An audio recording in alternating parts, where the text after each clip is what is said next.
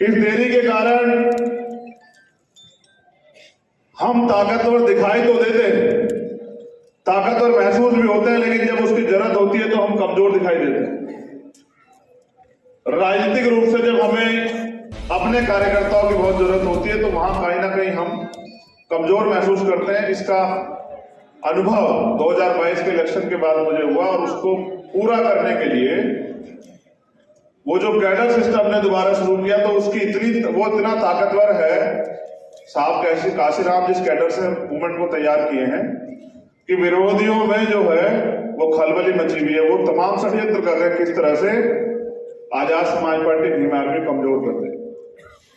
मैं पूरी जिम्मेदारी से कहता हूं कि अभी तो हमारे साथियों ने अंगड़ाई ली है, अभी तो उन्होंने संघर्ष शुरू भी नहीं किया। जिस दिन वो लोग संघर्ष करेंगे उस दिन ये दिल्ली भी नीली होगी और दिल्ली की गद्दी पे भी पंचशील और नीला झंडा फहरा जाएगा, मेरा वादा है। देखो, आप मुझे अपनी ताकत मानते हैं और मैं आपको अपनी ताकत मानता हूं।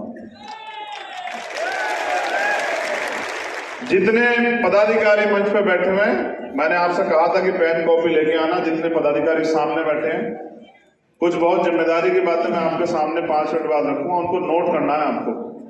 और नोट नहीं करना, ये समझना कि ये आदेश है, इसको लागू होगा ये आदेश, इसमें कोई कोताही नहीं बरती जाएगी।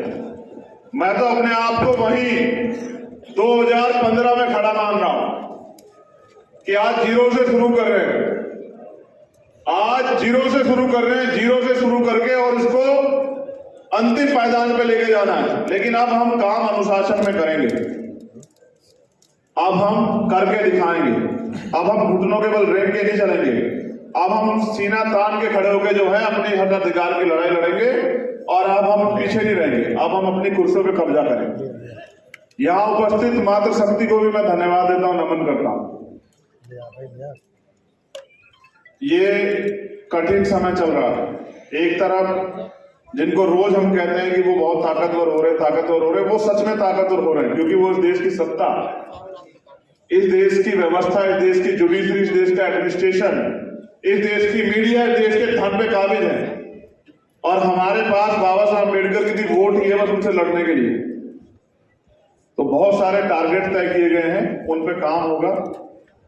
उससे पहले हमारे मिशन 78 के साथियों ने कुछ डायरेक्शन, कुछ चीजें मुझे दी हैं। मैं भी इस बात को समझता हूं कि अब मेरा भार कम होना चाहिए। आप चाहते हैं मैं बहुत तेजी से काम करूं? कितने लोग चाहते हैं? हाथ खड़ा करके बताओ। आप चाहते हैं मैं बहुत तेजी से काम करूं? पक्का? देखो, इसका एक सूत्र, किसी व्यक्ति की कैपेसिटी 100 किलो वजन उठाने की, और आप उसमें 200 किलो वजन रख दोगे तो क्या होगा? चल पाएगा नहीं चल पाएगा? हाँ, मुझे भी एहसास हुआ जब रणनीति भी हम बनाएंगे, उसको लागू भी हम करेंगे, उस पर एक्शन भी हम करेंगे तो नहीं चल पाएगा। इसलिए बहुत सारी चीजें तय की हैं जिनके जरिए अब हम इस आंदोलन को परिपूर्ण करेंगे, आगे बढ़ाएंगे।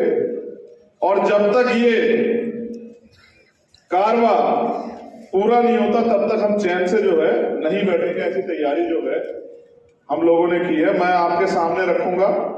फिर मैं अपनी बात जो है, जो मेरे दिल में, वो भी आपके सामने रखूंगा। आप तैयार हैं नोट करने के लिए? धन्यवाद, मुझे आपसे यही उम्मीद।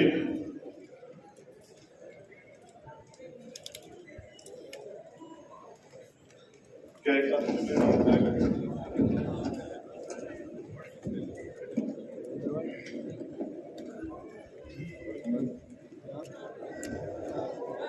शांत हो जाइए।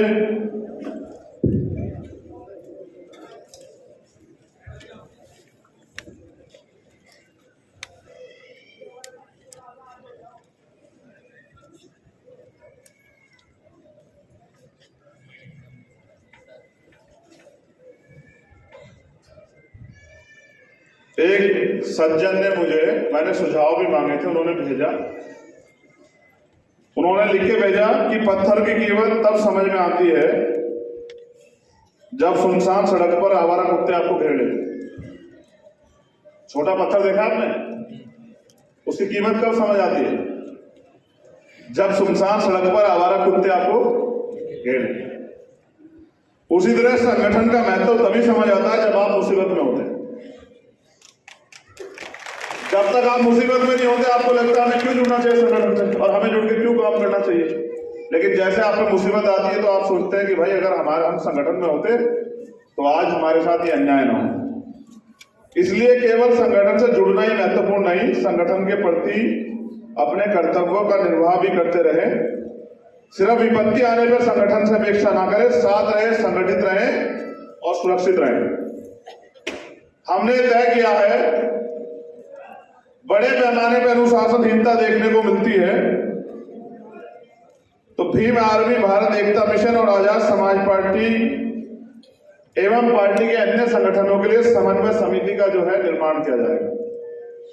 वो समिति जो समन्वय बनवा के सब लोगों से सबको साथ लेके चलेगी, वो राष्ट्रीय स्तर पर कार्य करेगी। इस समन्वय समिति के जरिए आज के बाद जो भी